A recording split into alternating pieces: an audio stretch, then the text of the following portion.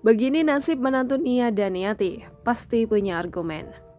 Putri penyanyi kawakan Nia Daniati yakni Olivia Natania dan suaminya Rafli Tilaar menjadi buah bibir publik. Olivia Natania dan Rafli Tilaar dituding melakukan penipuan dengan modus CPNS hingga memakan korban sebanyak 225 orang. Pihak yang berwajib lantas melakukan pemanggilan pertama pada Olivia Natania dan Rafli Tilaar. Kendati demikian, Olivia Natania dan Rafli Tilaar mangkir dengan alasan kondisi kesehatan.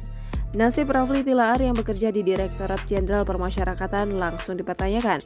Melalui kanal YouTube Intens Investigasi pada Rabu 6 Oktober 2021, Kabag Humas Ditjen Permasyarakatan Rika Aprianti angkat bicara terkait nasib Rafli Tilaar. Rika Aprianti mengatakan bahwa Rafli Tilaar belum diangkat menjadi PNS. Direktorat Jenderal Hukum dan HAM lantas melakukan pemeriksaan pada suami Olivia Natania terkait kasus penipuan CPNS tersebut. Hingga saat ini, Direktorat Jenderal Hukum dan HAM masih memproses kasus Rafli Tilaar. Nantinya, Direktorat Jenderal Hukum dan HAM menunggu kelanjutan dari pihak kepolisian. Mengingat kebenaran dari tuduhan penipuan Olivia Natania dan Rafli Tilaar masih belum jelas.